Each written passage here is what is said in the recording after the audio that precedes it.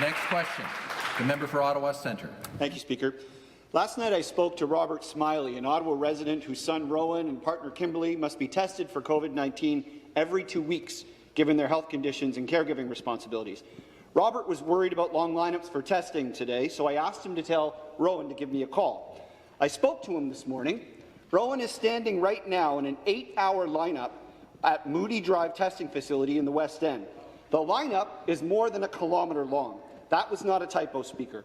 Rowan and Kimberly are currently in an 8-hour lineup. The first person for that lineup, Rowan tells me, arrived at 4:30 this morning. Rowan and Kimberly arrived at 7 a.m. and they might get tested by 3 p.m. this afternoon. I'm being told that people are parking kilometres away and walking to the line, that they're languishing outside, some with children.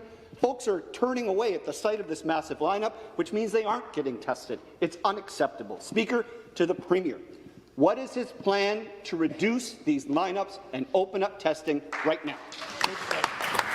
Minister of Health. Thank you. Thank you very much for the question. We have set up 148 assessment centres across the province in quite short order, and are very grateful to our hospitals for doing that in the midst of all of the other work that they have to do, dealing with COVID patients and helping out in long-term care homes. But we recognize that the lineups in certain areas, as you can tell from the questions that we've heard this morning, are getting to be very long in certain areas. So we're looking for other community partners to help us with this, to be able to take some of those lineups and divide them so that people don't have to travel far and don't have to wait hours in lineups. That is what the people of Ontario deserve and expect, because we don't want people to be turned away from having a test because of the length of the lineup. We are actively working on finding those partners right now and hope to have them in operation within the next few days.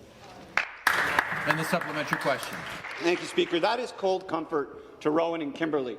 5 days ago, this government heard from the Financial Accountability Officer for this province, who said they are sitting on a $6.7 billion surplus of money this government was supposed to spend for the people of Ontario for COVID response.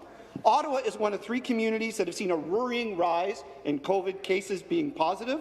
Experts have told this government, the experts this government does not want to listen to, that its back-to-school plan is flawed, and they are exposing us right now, as I speak these words, to the likelihood of a second wave. We needed months before to massively ramp up our capacity to test in different centres of Ottawa, but this government is rather passing the buck, talking about community partners. And who's suffering? Rowan, Kimberly, and thousands of people and families in this province. Speaker, when are we going to get more than words and platitudes from this government? When are we going to get them to release the money the people of Ontario deserve?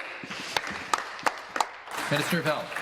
Thank you, Speaker. And I say through you to the member that we are ramping up considerably our activity on testing. We have done that since the beginning. We were doing 5,000 tests a day when we first started. We're regularly doing over 25,000 tests per day. We're moving towards 50,000 tests per day. But we recognize that we need to have the centres available for people to be tested. It's wonderful that people have received that message to go and get tested, but there is work that still needs to be done. The 148 centres, many of them are under strain right now. We're looking to relieve that strain. We are actively working on that. We are speaking with other partners now in the community so that people will be able to go travel a shorter distance to find something in their own communities, a place where they can be safely tested, and to make sure that we have the lab facilities. Again, we're only able to do about 5,000 tests only a few short months ago. We're able to keep up with that right now and to make sure that we can do 25 or